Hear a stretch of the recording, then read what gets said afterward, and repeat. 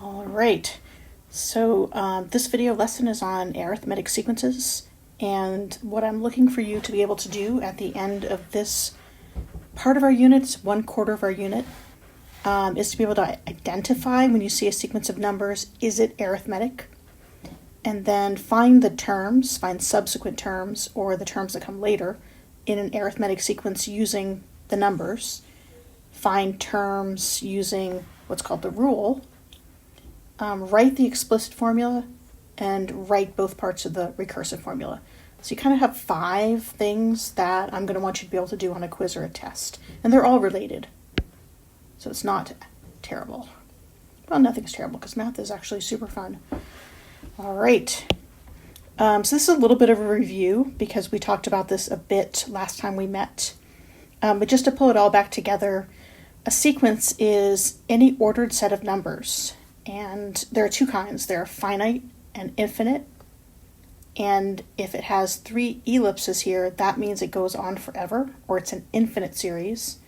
If it doesn't have the 3 dots, if it's, for example, just written like this,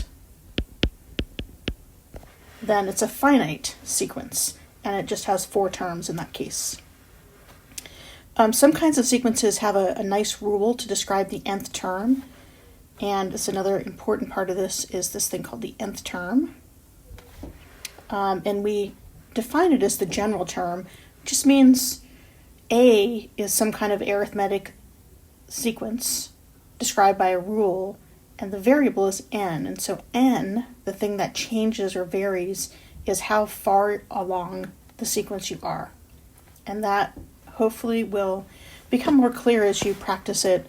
It's a pretty big step, though, from the kind of algebra that you've been used to, where we might have looked at things that were like this, or like that, or even maybe had a y squared term or other things. So the difference is we've added a subscript.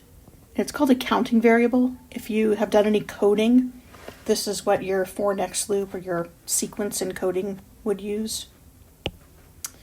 All right, so there are 2 kinds of rules or formulas that make it a lot easier to find terms. Explicit just refers to the very first term, and recursive refers to the previous term. And so to find a sub n, you're going to have to know a sub n minus 1 or the one right before. To find a sub n here, you actually just need to know the first term and n.